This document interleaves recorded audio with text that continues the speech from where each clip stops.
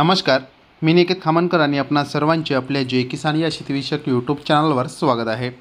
आज दिनांक 16 जुलै 2024 आणि मित्रो आता दुपारचे 3:25 झालेले आहेत।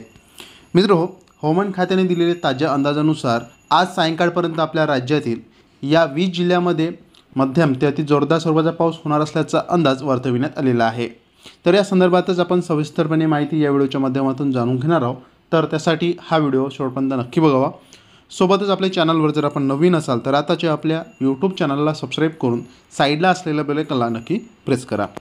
मित्रो, हवामान खात्याने दिलेल्या ताज्या अंदाजानुसार आज सायंकाळपर्यंत आपल्याला पालघर आहे, ठाणे, मुंबई, रायगड आहे, सोबतच रत्नागिरी, सातारा आहे या जिल्ह्यामध्ये मुसळधार ते अति मुसळधार स्वरूपाचा पाऊस होणार असल्याचा अंदाज हवामान विभागाने वर्तविला आहे।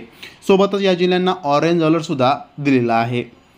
त्यानंतर कोल्हापूर आहे, सिंधुदुर्ग आहे या जिल्ह्यामध्ये सुद्धा बहुतांश ठिकाणी मध्यम ते अति जोरदार स्वरूपाचा पाऊस पाहायला मिळू शकते।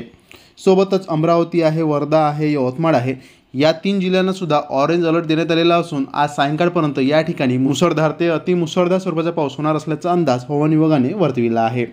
सोबतच धुळे, नंदुरबार आहे, नाशिक आहे, जळगाव आहे या जिल्ह्यामध्ये सुद्धा बहुतांश ठिकाणी मध्यम ते जोरदार स्वरूपाच्या पावसाची शक्यता आहे।